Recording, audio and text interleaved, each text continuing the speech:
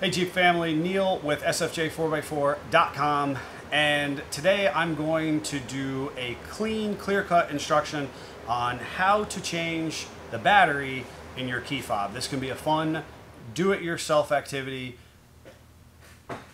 Power go out? What the heck was that? Did you blow a breaker? Nothing. Davey did a thing. The moment you shut it off, the light went out. That's funny. Right? Batteries.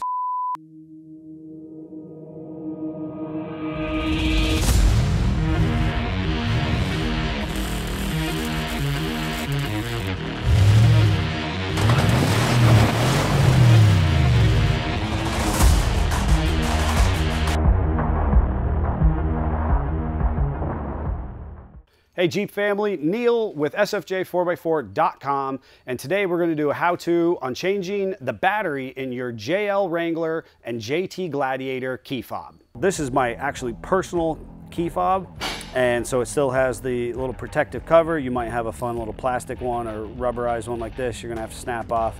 We're going to go ahead and take off the key ring itself, nothing special there, and then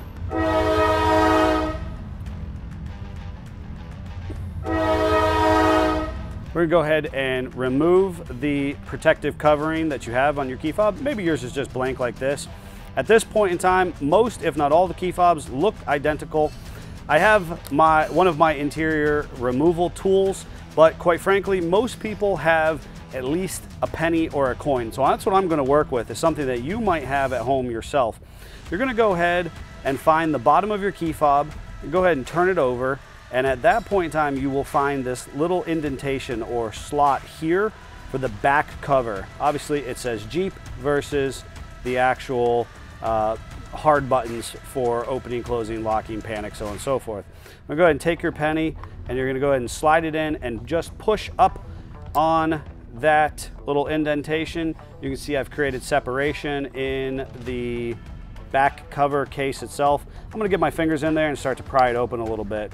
If that's too hard for you, you can just gently work the penny in, using it as kind of your hard pry tool itself. Again, this is going to be non-marring, but not everybody has this at home, and most everybody can find at least a penny somewhere in their cup holder.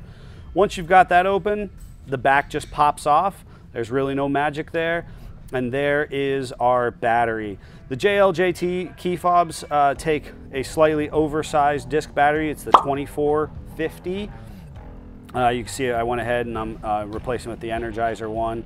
At that point in time, the battery is just kind of press fit in to the housing itself. If you can work your finger in there, otherwise this is where I'm going to cheat and use my pick tool and press down in this corner.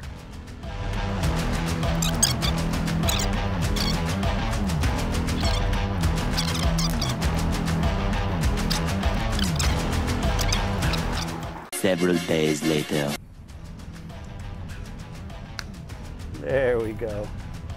Yeah, that's what they need to do. They use their old keychain, key ring there. Once that's out, and that's the challenge, is there's these two little indentations in the spring-loaded piece. You gotta make that seem like it didn't just take you half an hour. It didn't take me a half an hour. I'm sweating. I'm sweating, Savage.